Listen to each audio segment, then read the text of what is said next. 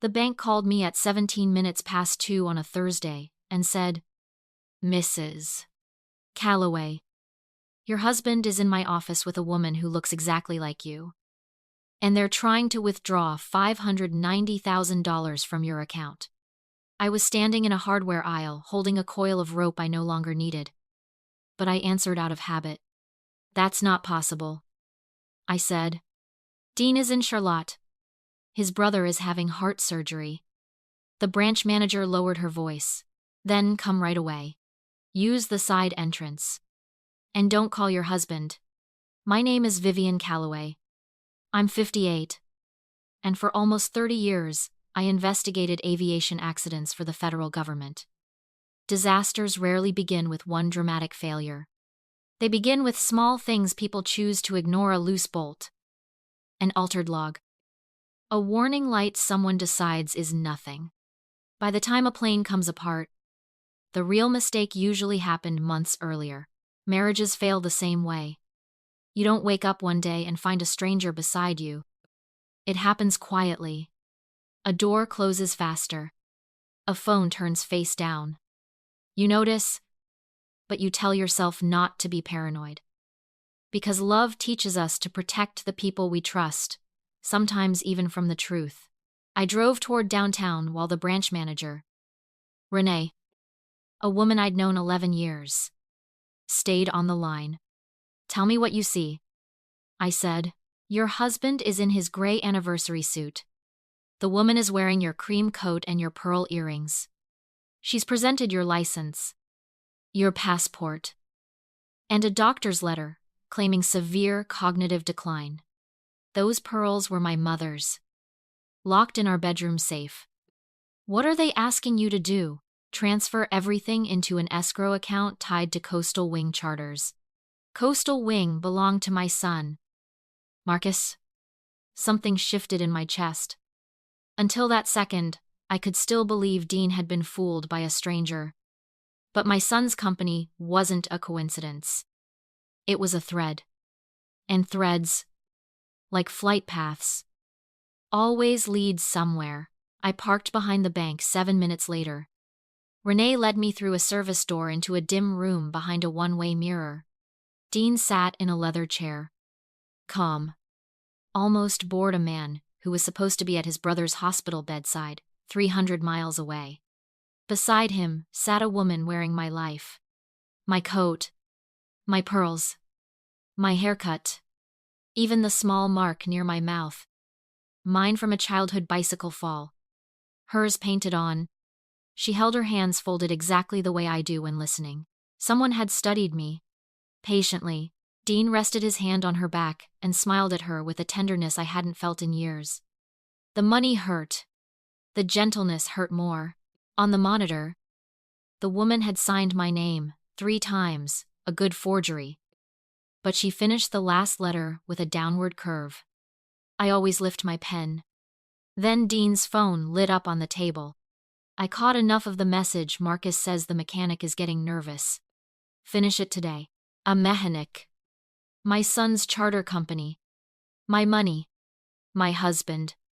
A stranger wearing my face. Investigators don't need the whole wreckage to know a plane has come apart. Sometimes one cracked bolt tells you where to start. "Call the police," Renee whispered. "No," I said. "If they arrest the woman holding the match, we never find the fuel. Build a controlled transaction approved on their screen. Frozen inside your system. I want every keystroke logged." She hesitated, then nodded. Minutes later, an approval notice appeared. Dean's shoulders relaxed. The woman squeezed his hand. They believed they'd won. At the lobby door, Dean bent and kissed her temple, not the kiss of a man helping a stranger, but something practiced and intimate. I'd come believing someone wanted my money. I left understanding they wanted my name, my judgment, and my right to speak for myself. My phone rang. It was the Charlotte hospital. Returning my earlier call. "Mrs. Calloway. His procedure was postponed 2 weeks ago. We have no record of your husband visiting today. Dean thought he'd left me stranded while he walked off with my life. He'd forgotten who he married. I'd spent 30 years reconstructing disasters from what people tried to hide. And this time I wasn't arriving after the crash. I'd be waiting at the end of the runway. Dean came home near midnight, carrying a hospital gift bag. His eyes rubbed red, as if he'd been crying in a waiting room. Dean had sold luxury real estate most of his life. He understood staging. I used to admire that talent. I hadn't realized it could hide rot. "How's your brother?" I asked. "Stable." It was close. Every detail arrived at the right speed, not rushed enough to sound rehearsed. Not slow enough to invite questions. He pulled out a ceramic mug from a Charlotte hospital gift shop. Price sticker still on the bottom. "Thought of you," he said. The gift shop closed at 8 in the evening. Dean had been in the bank past 2 that afternoon. 300 miles away. When he leaned in to kiss my forehead, I caught it: spirit gum. Stage powder. A floral perfume that wasn't mine. Scent survives long after visual evidence gets wiped away. His jacket smelled like a dressing room. "You've been losing track of things lately," he said gently. "Watching me the way you'd watch an instrument. Not a wife. We'll talk tomorrow." There are moments a marriage ends without anyone leaving the room. Mine ended under that kitchen light. While my husband used tenderness to test whether I could be declared incompetent, he went up to shower. I waited, then searched his open suitcase with gloved hands. I found a theatrical supply receipt from Atlanta Lace Front Hair. Medical adhesive. Contour wax totaling $1,486. A hotel key sleeve. Room 614. A dinner receipt for 3 Dean. Marcus. And a name I didn't know. Paige Donnelly. A folded copy of my birth certificate. My passport. My old federal identification. Whoever wore my face at the bank hadn't just borrowed my coat. She'd been handed my entire identity. The shower stopped. I put everything back and crossed the room as Dean stepped out. "What are you doing?" His voice was casual. His body very still. "Looking for my glasses. They're on your head, Vivian." I laughed. Embarrassed. He relaxed. Kissed my cheek. Told me to slow down. It wasn't comfort. It was confirmation. Downstairs. An alert buzzed 6 failed logins to my old federal case archive. Using my correct username. Tracing back to Coastal Wing charters. My son wasn't after my bank account. He was after an old investigation file, the next day at lunch overlooking the river. Marcus. Dan.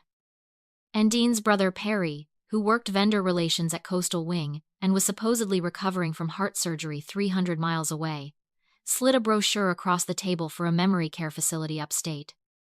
"We only want what's best for you," Dean said. And I understood that may be one of the most dangerous sentences a person can hear.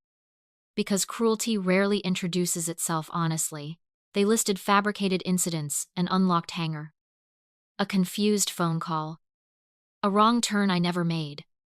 Marcus mentioned a development group offering $5,400,000 for our waterfront property. "We'd protect the proceeds for your care," he said. Protect. People who want control love to rename possession as protection. I let my coffee spill into Marcus's lap, and for 1 second his polite mask dropped into pure disgust. While he changed clothes, I slipped into Perry's office down the hall. Inside, collection notices totaling $940,000. A purchase agreement for my land, with my signature line already prepared. And a liability file from passengers hurt in an emergency landing, aboard a Coastal Wing jet, a handwritten payoff list beside it. One name circled twice. At the bottom, in Marcus's handwriting, "Find Mom's old review before Dad does." I photographed everything and planted a small listening device beneath the desk before Marcus caught me pretending to be lost. That night, the device sent its first recording. Marcus, the woman playing Mom wants more money. Dan, colder than I'd ever heard him pay her. Once Reyes signs the diagnosis, Vivian can't challenge anything. Perry, and if she does, a pause. Then we make sure no one believes her. I lay beside my sleeping husband and understood something I'd learned from every accident I ever investigated: the people responsible always believe the disaster happens all at once. They never notice the collapse began long before. A private investigator named Walt Higgins found the woman in under 2 days. Paige Donnelly, he said, sliding a folder across my car seat. 51, cabaret singer. Regional theater. Behind on rent. $41 in her checking account. Photographs showed Dean at community theater auditions. Perry carrying a garment bag into room 614. Dean correcting Paige's posture in a parking lot. He'd been teaching her to inhabit me. I found Paige outside a theater after a matinee. "You're the real one," she whispered, cigarette slipping from her fingers. "You wore my mother's pearls. They paid me $12,000.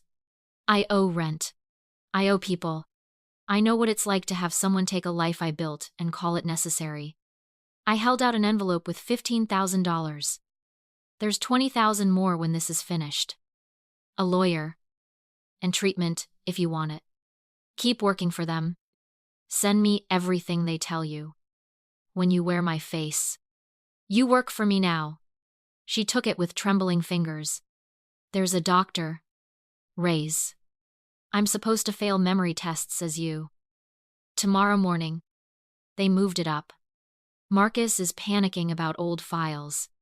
Then tomorrow," I said, "we find out how much my husband paid a doctor to erase my mind."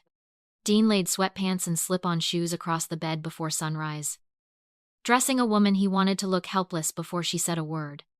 "Dr. Milton Reyes asked 3 questions in under 4 minutes and concluded on camera that I showed substantial cognitive deficits. Then slid over documents giving Dean power over my medical decisions. My accounts. And where I would live. Beneath the desk. His hand closed hard around my wrist. "Sign it," he whispered. "Then we go home." Years earlier, after a threat during an old investigation, my attorney and I had built a private signal for exactly this: leave off the last letter of my surname. Add a small triangle beneath the signature. I signed Vivian Kalawa and marked it. Dean saw weakness. Reyes saw compliance. My attorney, listening through a hidden recorder in my cardigan button, saw a flare go up. On the drive home, a message arrived from Paige. "They're not only after your property. Marcus forged your name on maintenance records for a plane that nearly went down." That night, once Dean's car disappeared down the road, I drove to the coastal wing hangar. My old badge still worked. Under a portable lamp, tape marked off a jet from the emergency landing. On a workbench, a turbine sensor had a serial number etched over an older Mark counterfeit. The kind of part that lets dangerous heat build without warning. In the maintenance binder, my own name sat on inspections I never performed. Dated for days I could prove I'd been elsewhere. Marcus walked in on the phone. "Tell him he gets the rest after the property closes. The mechanic won't talk. Perry paid him. And if he does, we have Mom's certification." My name sounded wrong in his mouth. Not loving. Useful. I photographed everything. Then caught a call through the listening device in Perry's office. "Perry, the investigator's asking about the serial numbers. Marcus wiped the purchase files tonight." Dean, "Not until Vivian's in Cypress Grove." Then Perry, "Quieter, why handle this yourself?" Dan, Dean laughed without warmth. "For 31 years I've been introduced as Vivian Calloway's husband. Even the house is called Vivian's Place." She stood in the light while I held her coat. "When this is over, she'll live where I choose. Spend what I allow. And sign what I put in front of her." I understood then. This had never been only about money. Dean wanted to reverse the balance of our whole life together. Perry asked, "What about Lily's trust fund? Once Marcus controls Vivian's finances?" Dean said, We move that too. My granddaughter's name ended any hesitation I had left. I called my attorney. Grace Whitmore. Send everything to federal investigators and the bank fraud unit. Freeze Marcus's trusteeship. Build an independent fund for Lily. None of them can touch. There's no going back once we do this. Grace warned. They crossed that line before I knew it existed. The property closing happened on a Friday. Arranged with federal investigators. The escrow account was controlled, able to show a balance and log every destination without releasing a dollar.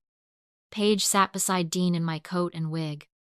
When the attorney asked how long we'd owned the land, she froze. I fed her the answer through a hidden earpiece from the room below. 17 years. Closed during the first storm of the season.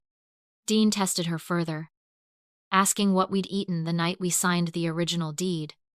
I remembered instantly and fed it to her just in time. Fried shrimp from a paper box on the unfinished dock. His napkin blowing into the water.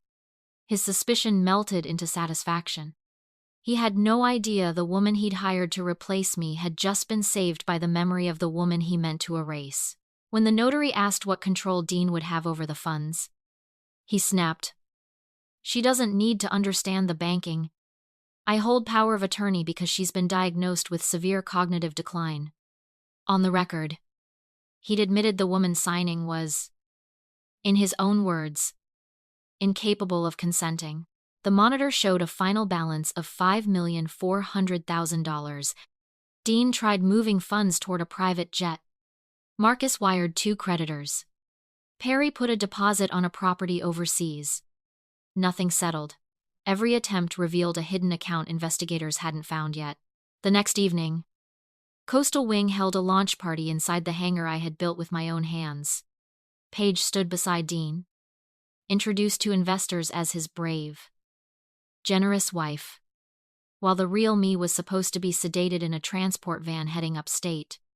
Except the driver was cooperating with a court order my attorney secured that morning. I never left the county. I changed into my own suit in the back of that van and reached the hangar through an old maintenance tunnel Dean had never bothered to learn. From the control booth, I watched Marcus announce the acquisition of strategic waterfront property. Unable to say my home out loud, because plain language would have made it too honest, I cut the lights and played the recordings through the hangar speakers. Dean's own voice. Once Vivian's in Cypress Grove. No one will listen to anything she says. Perry's question about Lily's trust. Dean's answer. Paige pulled off the wig and let her real hair fall. I'm done wearing the woman you tried to erase, she told Dean. I walked down the steel stairs in my own suit. My own pearls. My own face. Federal agents came through the service entrance behind my attorney. What followed wasn't clean. Marcus turned on Perry. Perry turned on Dean. Dr. Reyes. Brought in under arrest. Named all 3 the moment he was asked who paid for the false diagnosis. Marcus ran for the jet and was stopped beneath the wing before he reached the stairs. Mom. Help me, he shouted. A mother can know her son is guilty and still hear every younger version of him in a single cry. I'd tried to warn him for years. He'd called every warning an insult. 7 weeks later, I visited Dean at the detention center. He still believed the $5,400,000 was hidden somewhere investigators would never find. I laid a folder on the table. The balance only ever existed inside a ledger the fraud unit built. Every transfer you tried led them to money you'd hidden long before you met me. His face moved from disbelief to fury to something like grief. After 31 years, he said quietly, was any of it real? It was real to me. I told him, that's exactly why you were able to use it. 1 year later, Marcus pleaded guilty to falsifying maintenance records, conspiracy, and identity theft. Perry cooperated early and received a shorter sentence. Dr. Reyes lost his license. Dean received the longest sentence of all. Once investigators uncovered financial crimes that had nothing to do with me, proof that men who build their lives around hidden rooms eventually forget how many doors they've left unlocked. The land stayed mine. I turned the old hangar into a nonprofit safety center, training young mechanics and funding scholarships for women entering aviation. I hired Paige as an outreach coordinator. She relapsed once, then came back the next morning and told me the truth, before the lie could become another home for her. My granddaughter Lily doesn't run into my arms the way she used to. She sits across the kitchen table and asks hard questions in a voice too old for her age. And I answer every one without asking her to forgive me on my schedule. Some mornings I still touch the unopened letter Marcus sent from prison and wonder whether leaving it sealed is strength or fear. I've never found a satisfying answer. On the anniversary of that night in the hangar, Lily stood beside me on the runway, while a young scholarship pilot lined up for her first solo flight. The engine roared. The wheels lifted clean off the pavement, and Lily slipped her hand into mine, not tightly, but enough. My life wasn't repaired. Some things can't be returned to their original shape, but they can be made strong enough to carry weight again, and honest enough to survive the next storm. If the people who were supposed to protect you tried to erase your voice instead, would you have walked away quietly? Or stayed long enough to make them face the truth?